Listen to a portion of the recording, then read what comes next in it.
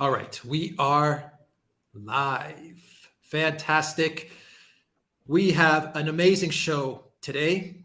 Of course, we have Alexander in London. Alexander, we hope you're feeling better. I think you are feeling better. We are going to pass it off. Yes, We're going to pass it better. off to you. Okay, great. So we're going to pass it off to you real soon. We've got an hour of an amazing commentator, analyst, personality with us. We have an hour of his time.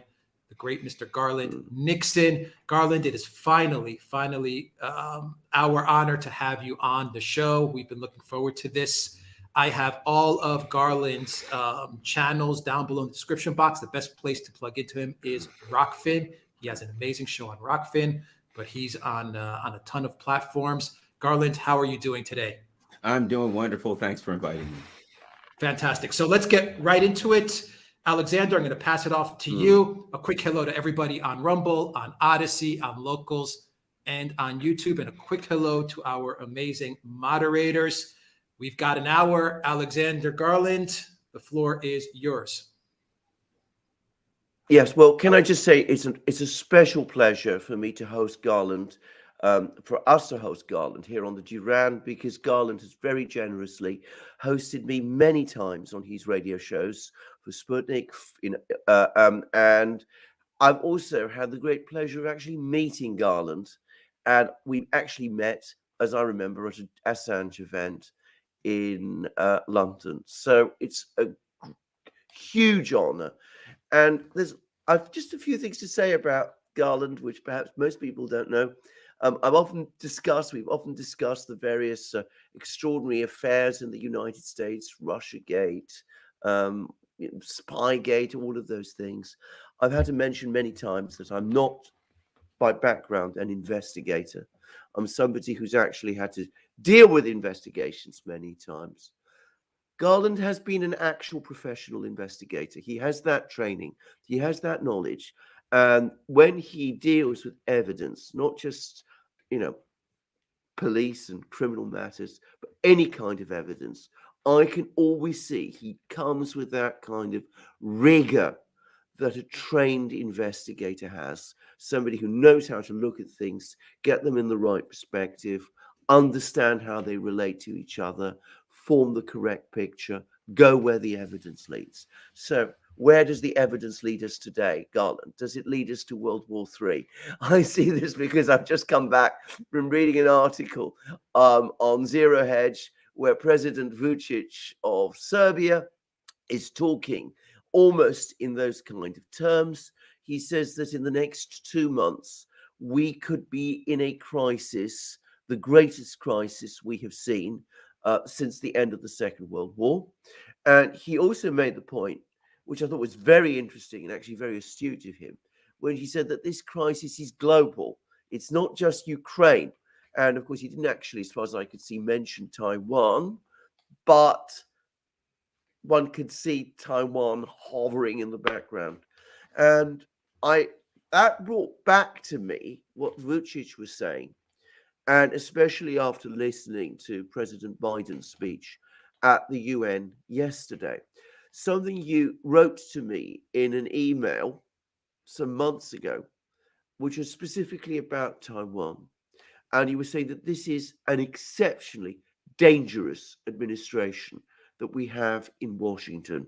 They are pressing all the most provocative buttons almost in every place that they can. They basically stirred up this crisis in Ukraine. They seem to be edging towards doing the same with Taiwan. So, Garland, what do you think? Are we heading in that kind of direction? Where is this going to go? How is it going to end? Are we in that kind of a crisis? I think I'd like to take a little bit of a positive position here, and that is, I believe that we have three great world powers, of course, right now that have risen: Russia, China, and the United States. And one of them is confronting, shall we say, the other two world powers. So I think now that the governments and leaders of both Russia and China have come to the conclusion, this is purely my own speculation, but I think they've come to the conclusion that the world is transitioning, particularly economically, transitioning. And since the U.S. empire has used its economic power in recent years as its principal tool of coercion, I think they realize that this is going to be very upsetting, concerning, et cetera, to the people who run this empire. I believe, from a positive note, that they have taken the responsibility of transitioning the world into this new order without, I hate to use this word, but I'll use it, provoking the crazies in DC into pushing the nuclear button. So while we've got a Washington, DC neocon group that's clearly unhinged, I think the saving grace is that the Russians and the Chinese understand that they're dealing with unhinged people, and they see it as their responsibility to transition us in there, to manage this transition without totally freaking out these neocons to the point where they push the button. I know they have to protect themselves. So I'll take a positive perspective on that. And I believe that the Russian and the Chinese leaders have the capability working together to do that. I think people underestimate the extent to which they do work together, even now, actually.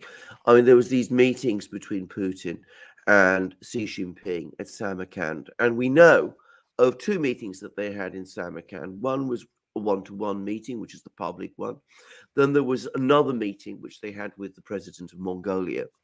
Lavrov, by the way, has confirmed to us that they had more meetings, which were sort of more informal meetings, but they were clearly talking a lot with each other.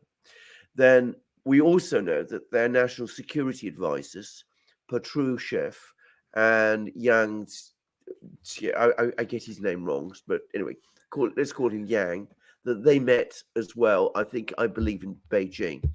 And there's rumors, by the way, which obviously we're not in a position to confirm, that they were discussing, amongst lots of other topics, joint production of advanced microchips. That this is one of the big topics on the agenda.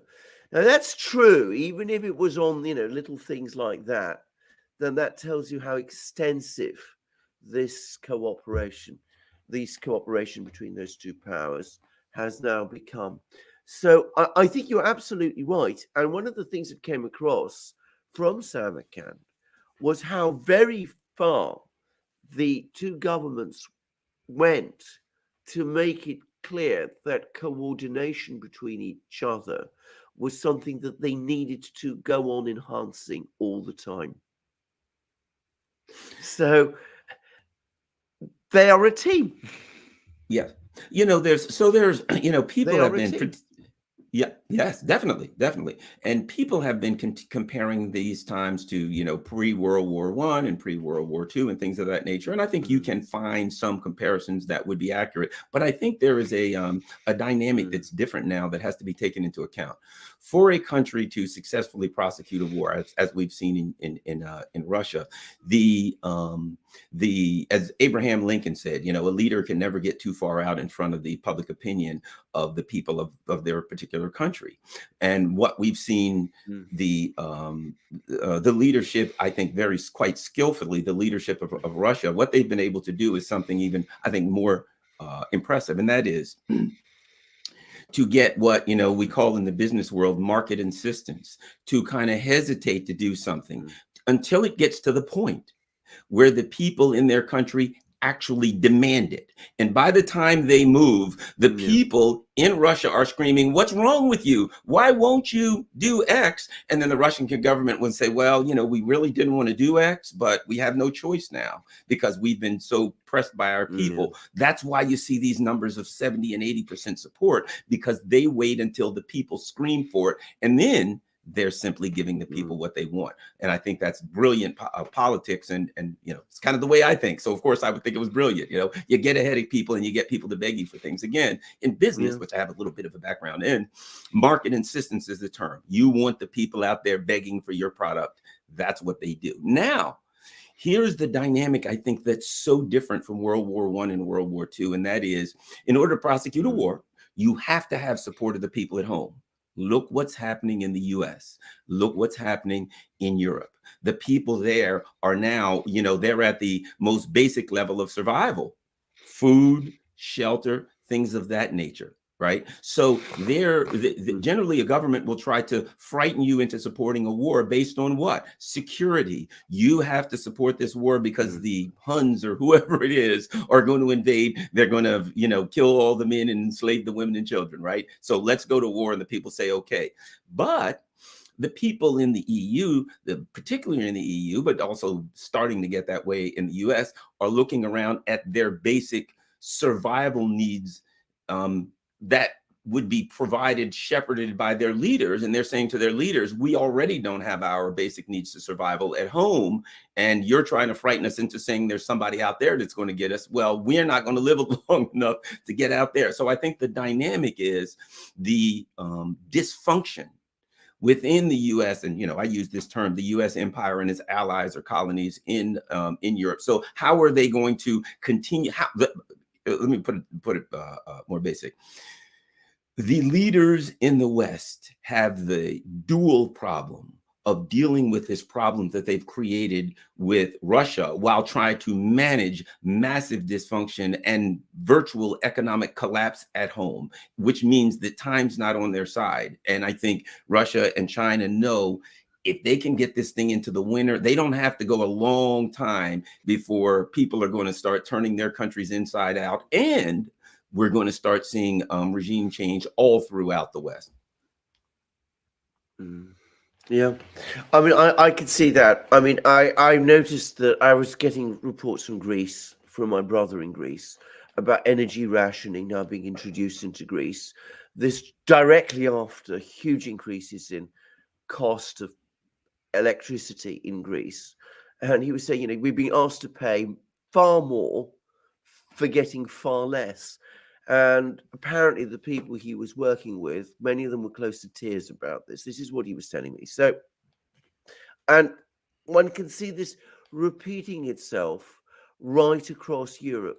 But isn't there a danger that as these people in these Western governments, in Washington itself, become increasingly concerned that things are going to start turning against them, that, the war, I actually think we'll come to the war in Ukraine in a moment, but, that as things start to go wrong, that they're going to start looking for increasingly dangerous ways to escalate themselves.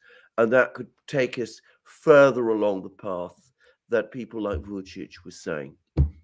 Yes, I absolutely agree. And I would say one of those things was the Nancy Pelosi trip. That was a perfect indicator. Well, look right now, we have two bills in Congress. One of the bills would make Russia a state sponsor of terrorism. And Russia has said, if that happens, our diplomatic relations will absolutely collapse. Another of the bills would give like $3 or $4 billion to Taiwan. Ostensibly, we know that goes to like Raytheon and General Dynamics, but ostensibly $3.5 billion to Taiwan for weapons. And China has said, if that happens, our diplomatic relations will collapse. So right now we are on the book. We have two bills in Congress that were they to go through, were they to get signed by the Biden administration, which I have great.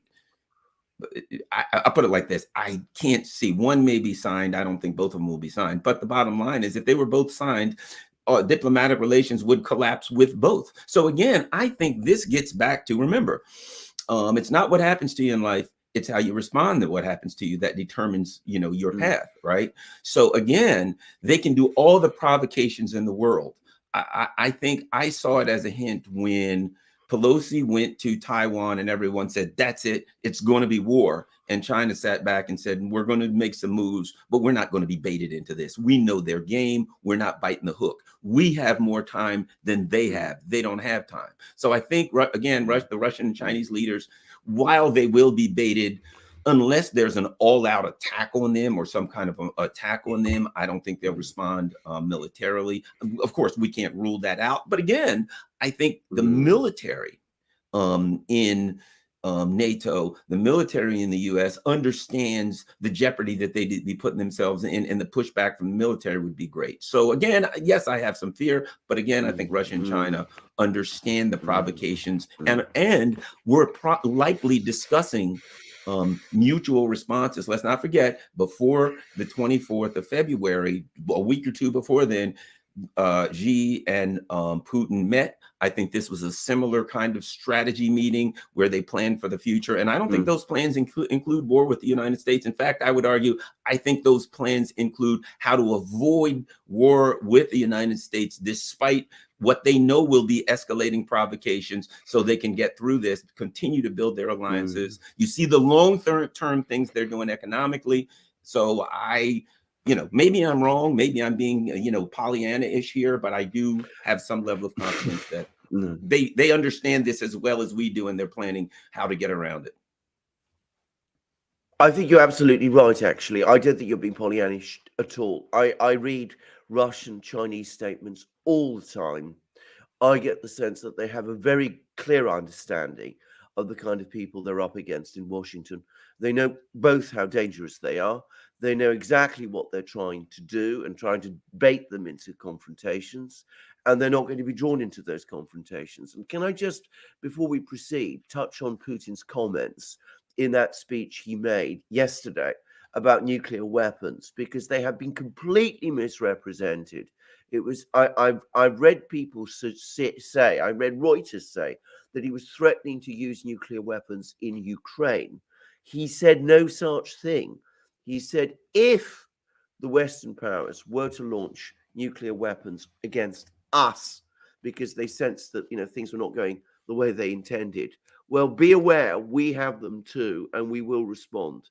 But he wasn't talking about using nuclear weapons proactively.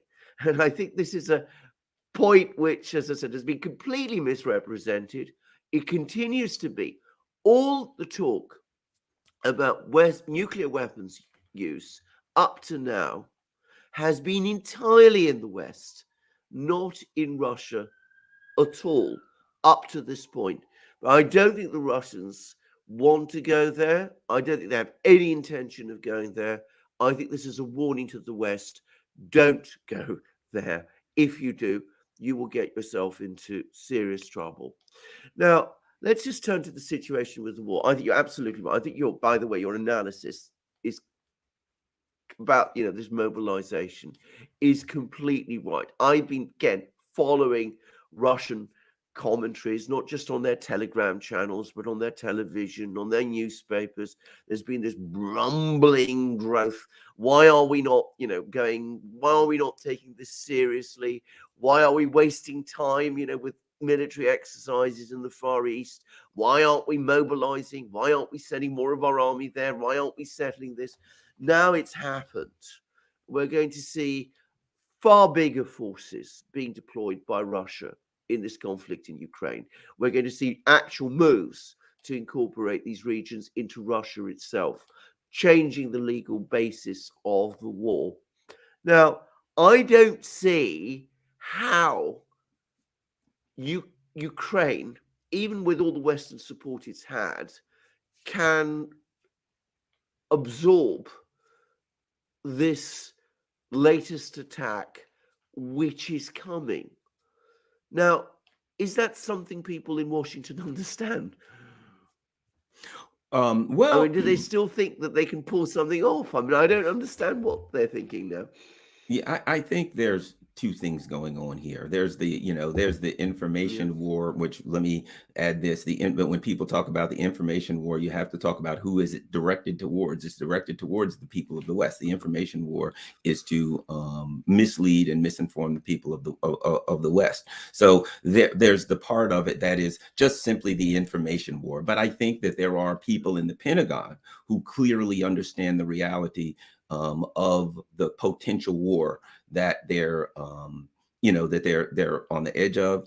I also think they understand that they don't have the physical forces. Having talked to Scott Ritter a number of times, they don't have the physical forces really for a confrontation in Eastern Europe, a kinetic confrontation with Russia. So they understand how that's going to go. I think they understand a lot more than they let on, because they play the narrative game. And the narrative game, you're always trying to figure out how much they really mean and how much is pure unadulterated lies. And with the neocons, 100% is pure unadulterated lies most of the time. But I think they understand more than they think. But I think the important to me, here's something important, because I keep getting into time. They have a huge problem with all of their plans. I understand. Have you said that? Have you heard that it's going to take 2 to 3 months for this mobilization? Are those the numbers you're hearing? Which is perfect for Russia.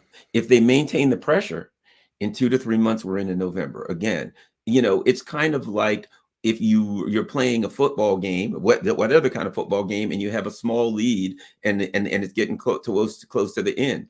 Your if you're behind, your adversary is not the other team. Your adversary is the clock.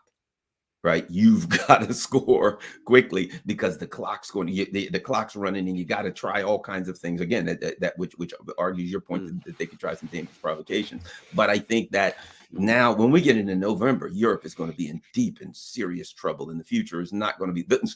The present is not going to be looking bright, and it'll be much more difficult.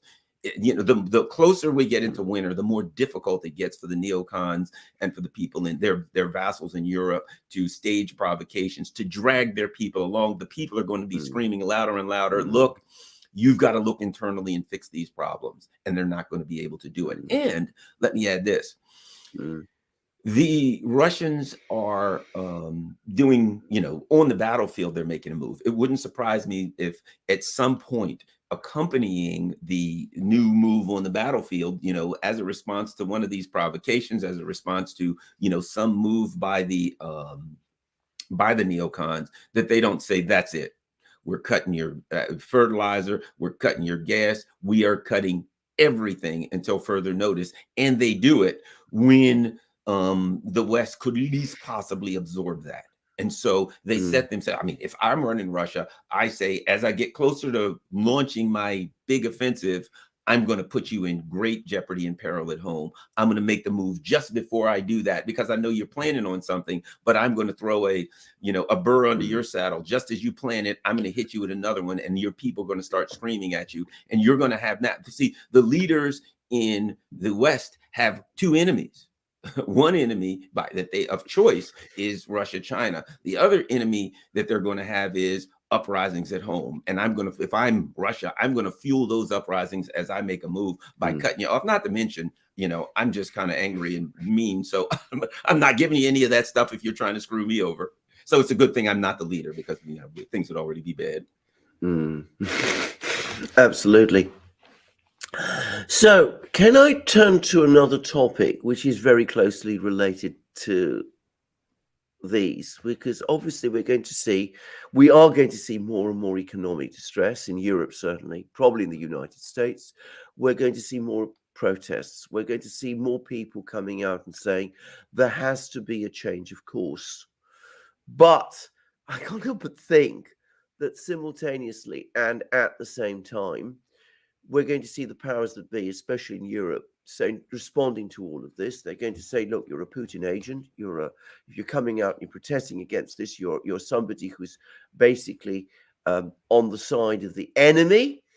And therefore, we've got to start taking more and more steps against you. We're going to pursue your disinformation.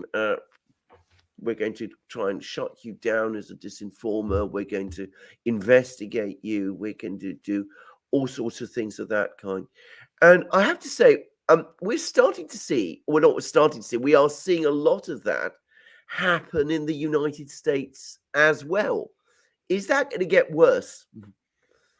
Yeah, absolutely. I agree that it will get far worse. Out of desperation, again, what we're going to see with the leaders, and this happens with the collapse of empires, is their biggest fear becomes uprising at home. Their biggest fear becomes revolution at home, because they have to manage the people. Because the bottom line is this: the people, let me just say, of the EU and the people of the US have an illusion that they are in a democracy. They have an illusion that they are independent and sovereign. And the more desperate the US gets, the more it casts the illusion aside. It says, we can't, afford the illusion anymore. So we're just going to come right out and say to the leaders of Europe, destroy your economies. And, who cares if the people start to figure out that they're being had, that, you're just a colony now. So I think that we're going to see certainly increased censorship and the government going after dissident opinions and things of that nature. But again, as General Winter gallops with his icy white steed into Europe, and people start facing existential threats, namely food and clothing and warmth and things of that nature, the problem they're going to have, if I say to you, you're a Russian bot and you should be dealt with, okay, people may be afraid they'll lose their job, whatever. But as people start to be concerned for the lives and existence of their families, they're no longer rational.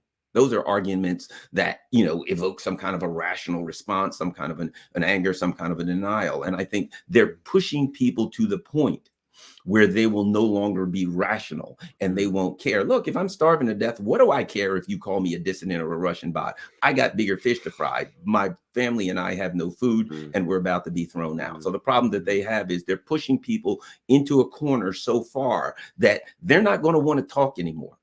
We're going to get to a point where people are like surrounding the Capitol building. We've seen this happen in history where people surround the Capitol building. And here's one of the great dangers, and as you know, one of the great dangers of anyone who is in power is, the people all come out. There's 150,000, there's 1 million, however many people, and they come to the Capitol building. They come to the building of power, Congress, whatever it is. And there's the proverbial Praetorian Guard, there's the police or whoever, and they've got their guns pointed at the crowd, and the crowd says, we want X. And the people say, we ain't going to get it. And the crowd says, we're coming in the buildings. And here's the danger. The leaders say to the police, the soldiers, whatever, fire, take them out, stop them. At that point, if the guards of the state drops their guns and says, we ain't shooting our own people, or says, wait a minute, we're on their side, these are our families, it's over for the government. So that's the government, if they push the people to a point, which seems to be coming, where the people, seek redress physically and come to their buildings and say, look, something's got to give. And at that point, they attempt to put that down through state violence or whatever. What happens when the police or whoever, who are also, remember the police, and I was a policeman for years, the policemen can't pay their bills, they can't feed their families, they can't heat their homes, etc. If you push it to the point where they drop their guns and they say we're on their side, it's over. You've lost everything. So that's the danger that the leaders put themselves in if they make an attempt to do, kind of the ultimate put down of state violence. The closer they get to that, the closer they get to the guards, the people that they count on protecting them, siding with the hoi polloi, the great unwashed, the crowds of us out here who don't matter to the ruling elite. Indeed, and they were already nervous about the loyalty of the National Guard that they deployed in Washington at the start of 2021, which I found astonishing.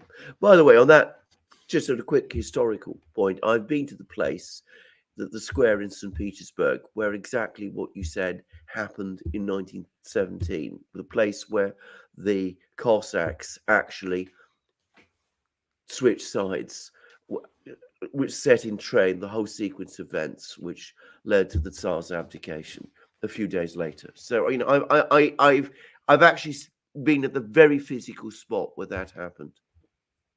So, a number of other things. Do you think the neocons, when they started this whole thing, expected to be in this position? Did they imagine the economic crisis that is now unfolding? Did they believe that if they started to impose these sanctions, that it would backfire on them in the way that it has? Because I'll tell you, it's a loaded question, because I'm sure I know the answer, which is that they didn't. That they didn't in their wildest dreams imagine that it would come to this. But what are your thoughts about this? Were they prepared for this in any way?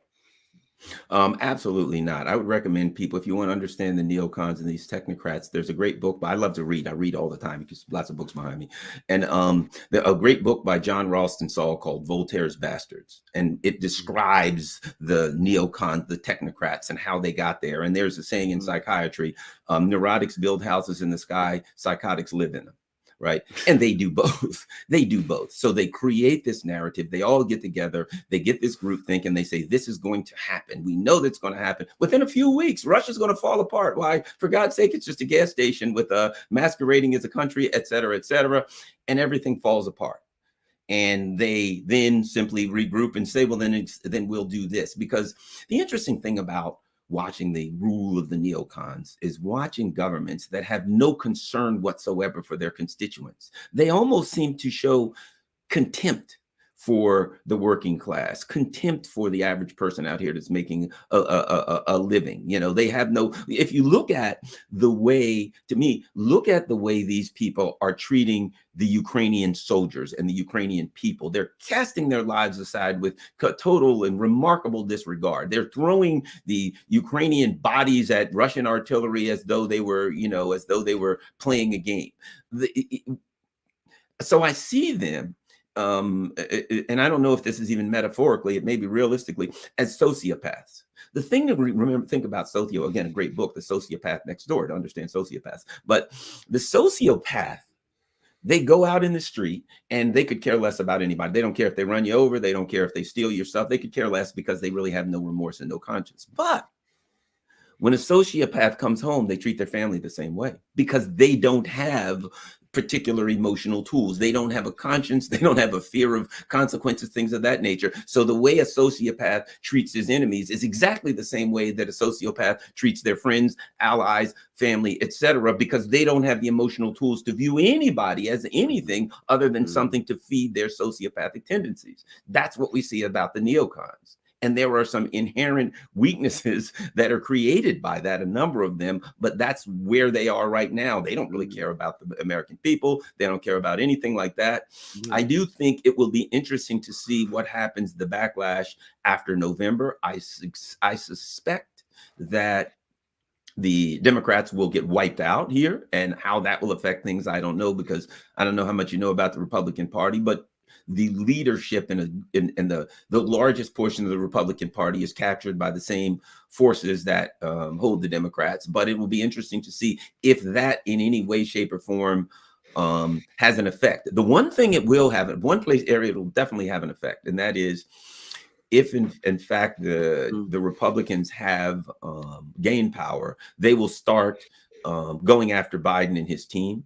And that will put them on their back feet a little bit. They'll have to, because now they're going to have, oh, the evil Russians, we got to deal with them. Oh, the American people are unhappy because we're in a recession. We got to deal with them. Oh, no, here the Republicans are coming after us for Hunter Biden or, you know, Russiagate or Fauci or whatever the case may be. So it will be basically another front will be opened against the Biden administration and the neocons, even though it'll be by other neocons. And I'll add this. And I don't look for the Republicans to do some kind of a great, you know, unveiling of information for the benefit of all. I look for them to do investigations, unfortunately, in a lot of ways, on behalf of the national security state. I don't think they're going to investigate Hunter Biden and Joe Biden that much for Ukraine. They're going to investigate them for China, so that they can then say, there we go, Biden's been doing something with China. China's bad. Well, what about the other things? What about Ukraine? Let's get back to China. So that's what I expect. I have no confidence that the Republicans are going to do anything outside the national security state's wishes. By the way, I agree with that. And what is fascinating, Garland, is of course because we have people, we've interviewed many people on the Republican side, Robert Barnes. You're on the progressive side, but on this analysis, you converge. I think you both say that, you know, there'll probably be a Republican sweep in Congress, but that doesn't mean that the establishment, the leadership of the Republican Party, is going to be in any way interested in changing anything fundamental. They will be trying to use it for their own purposes. And I think this is exactly right. But it does suggest that there is going to be a cracking in US politics. Do you think this is true? Do you think this is likely? Yes. And you know, something that you brought up, and that is the whole business. There's this discussion of, you know, the left, the right, the center, et cetera.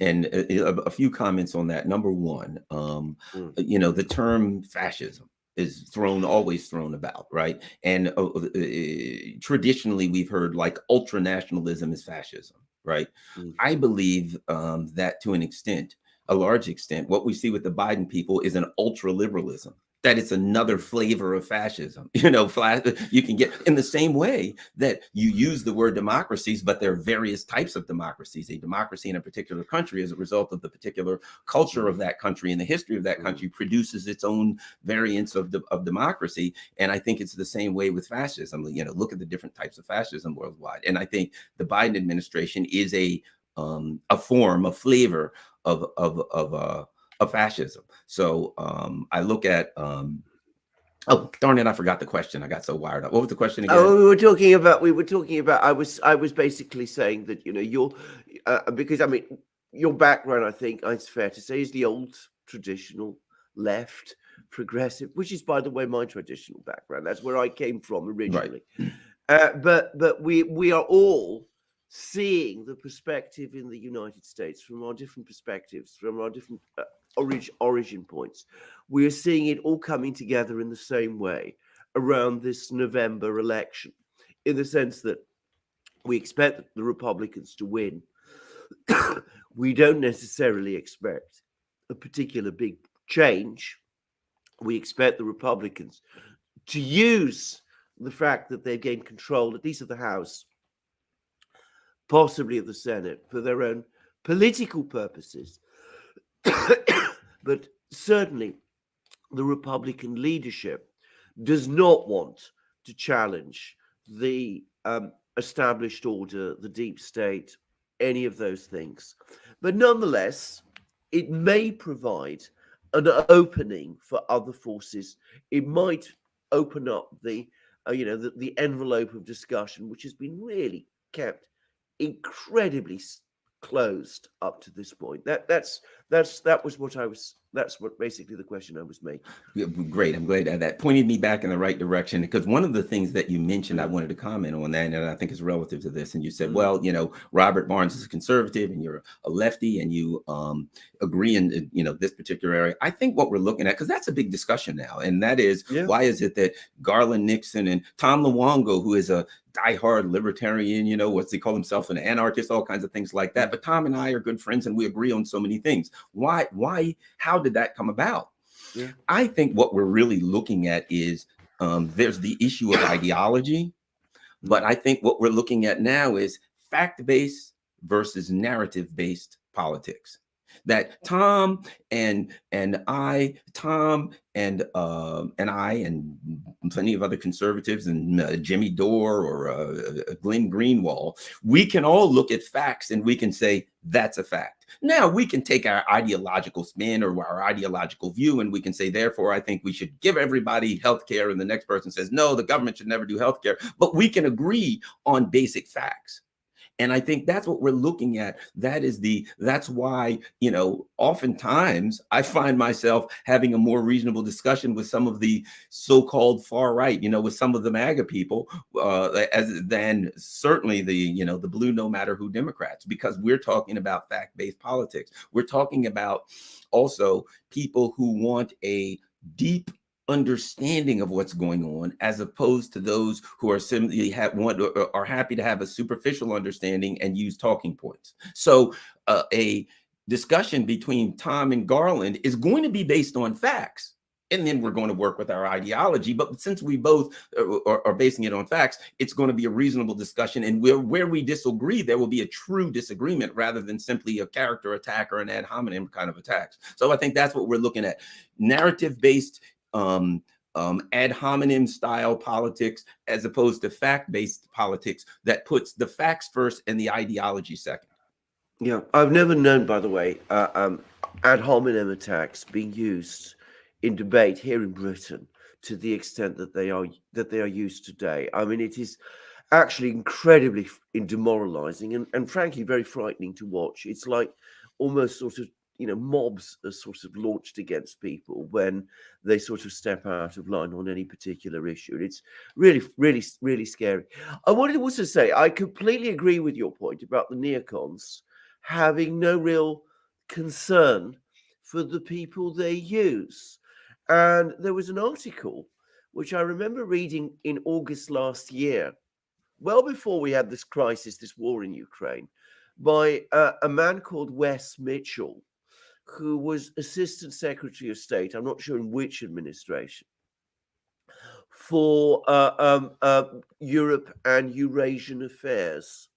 Anyway, this article suggested that the United States arrange for Russia to suffer a defeat in Ukraine so as to cause Russia to redirect its interests eastwards and end up in confrontation with China.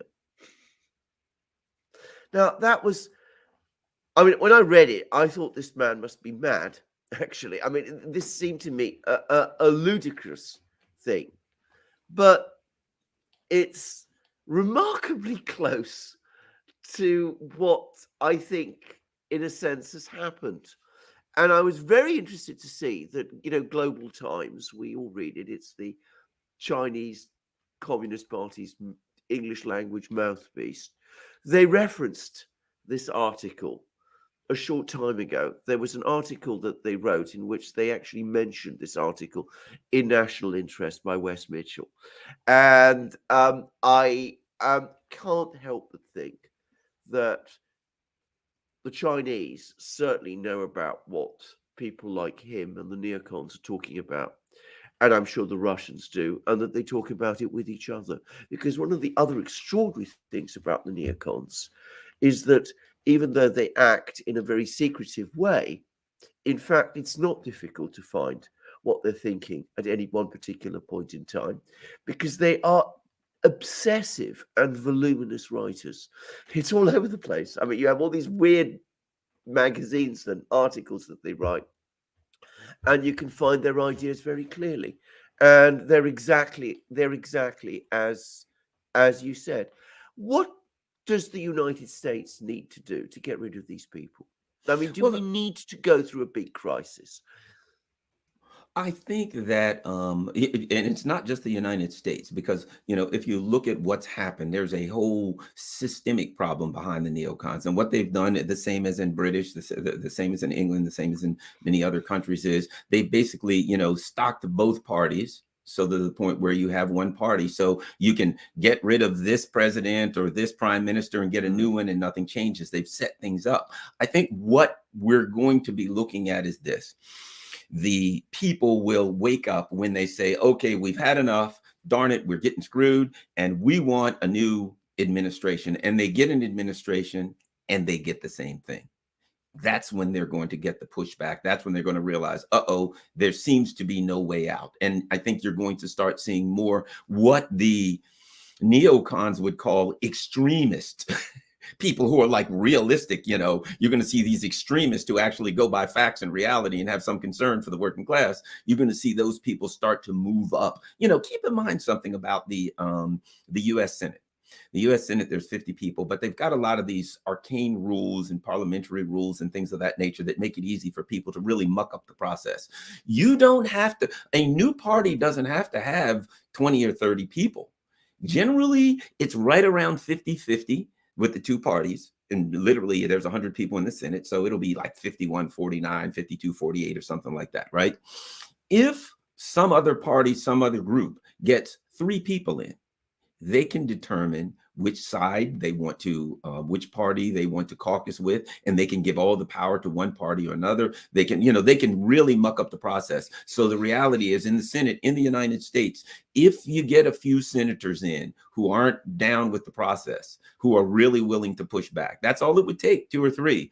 There could be some massive differences made. Now, that's hoping that they wouldn't, meet an untimely demise at the hands of the national security state. But that being said, I do think there's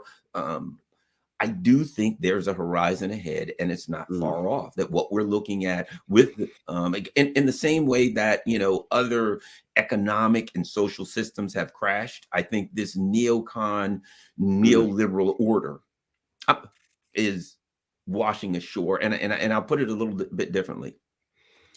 There's something that we won't name. There's this invisible beast, invisible monster. It manifests itself in economic policy. It expresses itself in economic policy as neoliberalism. It expresses itself in foreign policy and militaristic expansionist policy as neoconservatism. It expresses itself culturally as wokeism.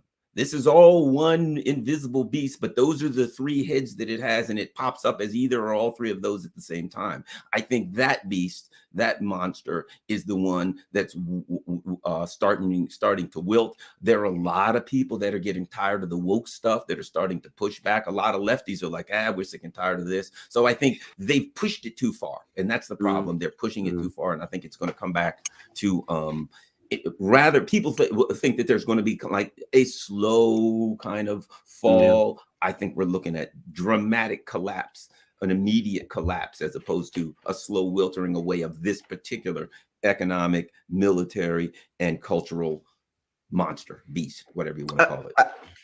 About the latter, I completely agree. By the way, I mean, to come back to what was my original training, I trained as a historian. And I can tell you one thing about empires and power structures. When they collapse suddenly. It's a complete myth that empires collapse slowly. There is usually a tipping point, and then they suddenly and dramatically unravel. That happened to Rome, by the way, contrary to what many people say. In 400 AD, Rome, stretched all the way from the Persian border all the way to Britain. 10 years later, Alaric was in Rome. I mean, the collapse, when it comes, is sudden, it is dramatic, and there is no return. There may be attempts to try and some kind of thing, and the mess from the collapse of empire can be very untidy, but it is very sudden indeed. And I think exactly the same as you. It could be complicated. Will it be liberating? Will it be liberating for the people, not just of Europe, but of the United States, which is the epicenter of this? Will they find freedom, as a real freedom, as a result? Or will it be chaotic and dangerous? Well, I think it's dangerous simply because there's nuclear weapons involved. So that's a certain level of danger. But as I said, that kind of puts the responsibility on the other world powers to manage it. So I think it will be, what we'll end up seeing is not so much how the U.S. empire and the feckless, absurd leaders, preposterous leaders that we have manage it, but how the other power brokers in the world react to the things that are going on inside the United States. I also think that when empires collapse, it's also as a result of what I kind of call the bunny rule, wherein that you've probably heard the old story before, where someone gives a family goes to the pet shop and they give the little girl a bunny, and she loves the bunny and she hugs the bunny so tight all the way, and when she gets home, the bunny's dead. She hugged the bunny to death, right? That an empire does that. They try to hold on to unipolarity so hard that becomes the very thing that ends unipolarity. And I think that's what's going on right now. And it's interesting because what you said was, if you think about it, historically, a sudden collapse was 10 years. Now, in the midst of that collapse, 10 years seems like a hell of a long time if you're sitting there in the middle of it. But in hindsight, 10 years was boom. So I think that's what we're looking at. You can look at it right now and say, 10 months from now, this world is going to be real different. Europe is going to be really different. The leadership is going to be a lot of things are going to be really different.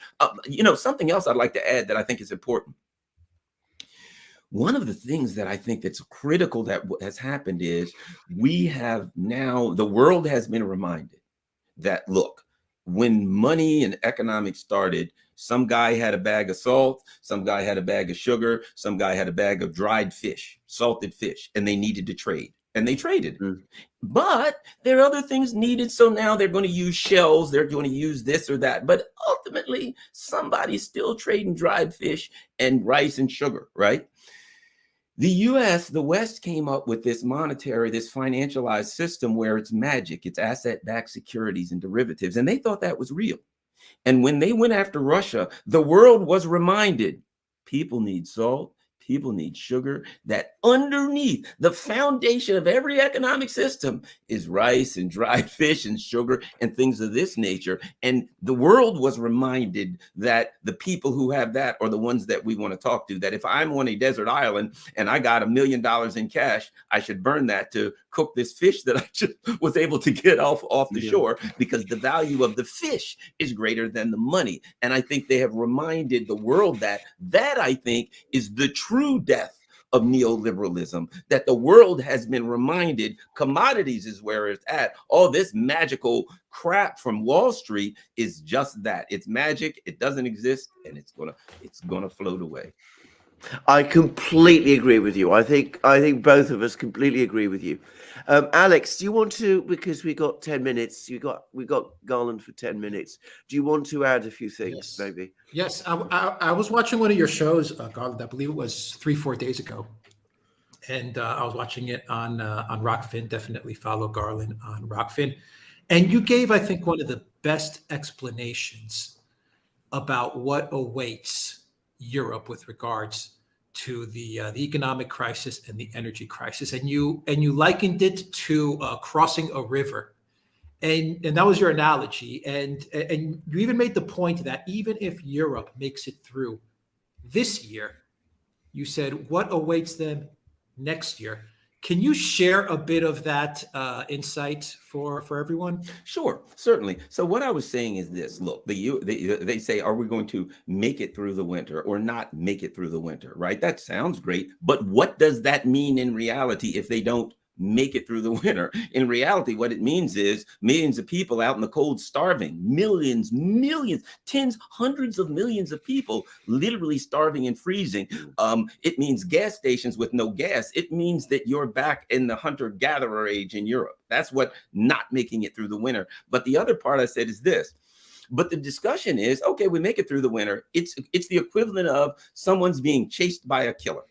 And they get down to the river and they look, and they're alligators. So they look behind them. They're like, well, I got to jump in the river because there's a killer behind me. And they start swimming, and they look on the other side of the river, and there's a pride of hungry lions waiting to eat them. So even if you make it across the river, the alligators don't get you. There's lions on the other side. So the question is, if these leaders are saying, make it through the winter, and the question is, well, let's say we do. What's your plan? Because at the end of the winter, we will have exhausted everything we could every trick that you could possibly play to get a little extra energy and a little extra fuel and a little extra. You'll have done everything. And now it's spring. People want jobs, and you've exhausted everything. You have no cards left to play. Now you get out of the winter. Yeah, we're alive, but we are in real serious trouble. And they're like, well, this is going to last for 5 years. This is going to last for 10 winters. Where is your evidence that it's once you've deindustrialized, that's magically at the end of 5 years or 10 years or whatever number you're arbitrarily giving us, that somehow at the end of that time, magic is going to happen and things are going to come back around? No, you have destroyed your economic model that was very successful, and there ain't no way to fix it. So that's basically what I was talking about. Look at short term, medium term, and long term. And really, the spring isn't that far away. But if you are the leaders of Europe, it's going to seem a hell of a long ways away. Yeah. So Can I just before we quickly add, just make one very quick observation? If you know anything about famines, which I've studied extensively, famines hit in the spring. Exactly. People get through the winter. It's the spring when famine historically tends to take place. Carry on, Alex. No, I was just going to ask. So then, what do you think, in practical terms, happens in Europe come spring, this spring or the next spring? I mean, what's the picture that you're seeing, Garland, as we go along? I think that's when the situation goes really bad in Europe, if it's going to go really bad, because throughout the winter, it's a little harder to protest. It's freezing. It's ice cold. You're huddled together like puppies. You're trying to, nibble on whatever you can to survive. Now the summer comes and you can get outside and you are not happy. And again, people are hungry and cold. They are not rational and they are not peaceful. So unless the leaders find a way to work things out with Russia and to get their cheap energy model back going, which I don't see in the offing, then come spring is when things are really going to hit the fan. A lot of people think in the winter is when it'll go bad. It may, but it's a lot harder in the winter to get outside, and people are still really going to be thinking about survival. It could, if it gets to the point where it's just as cold inside as it is outside, well, yeah, people will go outside. Other than that, when the weather breaks, oh my gosh, you know, you better hide in your you better hide in your basement, because it's not going to be pretty. Right. Well said. Regarding One other Garland's thing, point, one other quick yeah. thing. And like Alex says, so what happens is, traditionally what do human beings do? They, even back in prehistoric times, they get all of this dried fish and all of these things to make it through the winter, right? Because that's when you can't cook or fish, there's ice. Okay. So whatever little dried foods in this, you make it through the winter. But as Alex said, now summer comes and you've used up your reserves for the winter, your food reserves, your energy reserves, your wood that you were heating your house, all of that, prehistoric times. Now you got to set out and make it happen because it's warm, but you've used everything up. And that's when you really need help. And again, that's when, as Alex said, that's when things go bad. Right. Regarding Garland's point about different parties, there are some in Congress and the Senate who speak up against the deep state and the Ukrainian intervention. Rather than supporting the other side and media, we demonize and ignore them. Or ignore them. That's a comment from a. Yeah, that's a comment. Lots Final of good comments, by the way. Yeah. Do you have any thoughts about? There's a lot of questions in the chat about the recent prisoner swap and everything that's happened there. Do you see this as some sort of rapprochement, as some sort of positive light towards something, or nothing of the such? A couple of things here on that. Number one, I will guarantee you this: deals were made behind the scenes.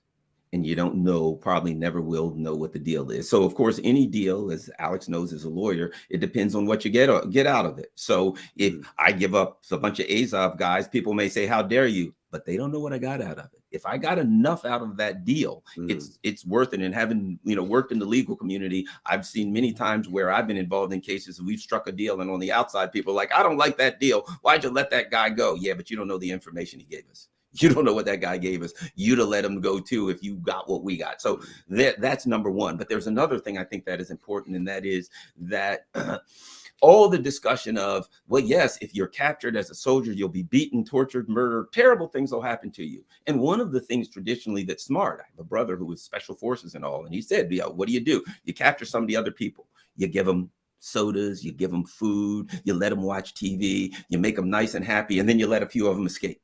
So they can go back to the other side that's saying, don't get captured by those guys, they'll torture you. And they go back and they say, did they torture you? Well, I wouldn't call it torture. They were pretty nice, to be quite frank. So that's the other side. You let some people go who were there, and it's more difficult to make the case that, they're coming back, they're not beaten, they're not dead, their fingers are not cut off. It makes it more difficult to make the argument that you're beating and torturing your prisoners. So I can see why the Russians would make that deal if it worked out in their best interest. There are certainly some avenues that you could look at and say, it may not. We may emotionally say, doggone it, those are Azov Nazis, I don't like that. Could be more to it than meets the eye, and I suspect it is. Yeah. Can I just say, it's been deeply unpopular with many people in Russia, this prisoner exchange, which is completely unsurprising. But coming back to Garland's point about what has been agreed behind the scenes, the key thing to do always is to look at who the mediators were. Now, with the release of the British mercenaries, it was Saudi Arabia. With this particular exchange, it was Turkey. Now, Putin has had lots of discussions with Erdogan recently. He had a long session with him in Samarkand. Erdogan won't be happy about these referendums in these regions in Ukraine, because from his point of view, this undercuts his position as a mediator. Mm-hmm. So you have to keep showing to people like Erdogan, look, you're still valued. We still value you as somebody to work with. And if you want to organize a prisoner exchange and give us Viktor Medvedchuk, we don't really want, because we don't have any real use for him. This is East Ukrainian politician. Right. Well, go ahead. So, I'm not saying that's the entirety of it. There's an awful lot more going on behind the scenes. but I think that plays a certain role in it. I think that it's partly, again, keeping Turkey on side. That's my own personal view. And the Very Saudis, unpopular event, and the Saudis. because the Very Saudis have, unpopular in Russia. yeah, the Yeah. Saudis have supported Russia. You know, they made it clear they're an OPEC plus country, and we're supporting the OPEC plus. They've made it clear that if the U.S. plays around with these oil prices too much, that they're going to, reduce production. So I think they have been a not so clandestine ally of Russia. So I agree with you. Look at who's involved, who, again, they're playing some, and I hate to use this term, but some 3D chess with their allies. They're going to need Saudi Arabia. They're going to need Turkey. And also Turkey can say to the UK or the US, look, I got your people back. I did you a favor. Back off when it comes to the banks or the Mir card or whatever it is. So everybody there's ways that, like I said, I think that this was probably some very smart people playing cards here, and everybody got something out of it. Absolutely. Yeah, fantastic commentary. We are at the hour mark. So, Garland, any final thoughts as we close out the show? Well, I just want to thank you guys and let you know I watch your show and I have for a long time. I watch the Duran, never miss an episode, and I really enjoy it. I really appreciate it. And I really appreciate the fact that, as many other people are doing, you guys are not, ideologues, that you bring in people left, right, center, as long as they're into some level of fact-based evaluation and analysis. You guys are good to go with them. And that's the thing now. It's not left, it's not right, it's not anything. It is the fact-based analysis, the fact-based politics versus narrative-based politics. And I certainly appreciate the show. Thanks a lot for giving me the opportunity to come on. My favorite show. It's been a pleasure having you on. A joy, Garland. And everyone follow me at Garland Nixon on Twitter, and my YouTube and my Rockfin shows. I would certainly appreciate that. And I will put all those links. They're already in the description box, but I will pin them as a comment as well. We highly recommend that you follow Garland. Thank you very much, Mr. Garland Nixon, Mr. Alexander Mercouris. Thank you to our moderators. Thank you to everyone that watched us on Odyssey, Rumble, Locals at Duran.locals.com, and on YouTube, of course. And we had a lot of questions, and we will get to those questions in a dedicated video as well that we will do. Take care, everybody. Have a great Thursday.